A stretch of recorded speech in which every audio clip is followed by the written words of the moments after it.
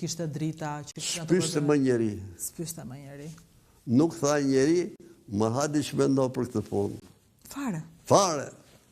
Në gjetë e jashtëzakonshme. Do të thënë të gjithë qeverit, të gjithë politikanët. Të gjithë politikanët tjerë në atë kohë kuptonin, nuk pyetën asnjëherë për gjë. Po mbas edhe ju do shkonit po të pyesnit, se për shembull në 90-ën ata shkatruan Berisha, me ardhin pushtet shkatroi çdo institucion.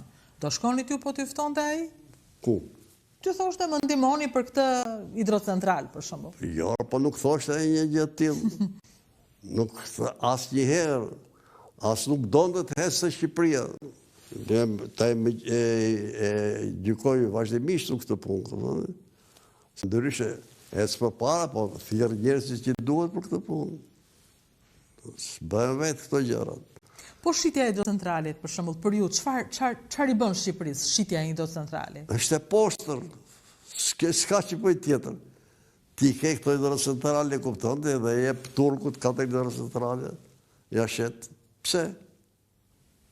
Punën tuaj, veprën tuaj, djersën tuaj, 10.000 vete punoni, thoni ju në Fierës. Kush e disa punoni në Bistric, për të bërë Bistricën, Ulzën.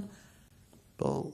I të tërë që ishin gati, që ishin si që është të punon se elita mbas 50 vjetësh, pa problem, jo më Bistrica, dhe rehabilituar me aq shumë para. Në rregull. E habitshme, në përgjithësi njerëzit i kanë kaluar këto ngjarje, se kanë pas secili ka një hall, shumë kush ka vendosur më mirë të hiqë se sa të përballet. Mos përballet me këto gjëra, kështu është. Në mërzitur Mileti, janë mërzitur shumë, se ti tash i shkatërrove institutet, pse i shkatërrove institutet? Aty është mbledhur si thosh, ai ka trurit njerëzve tonë. Dhe këmbimi mendimeve njërën tjetë në radhë që ta bëjmë pas të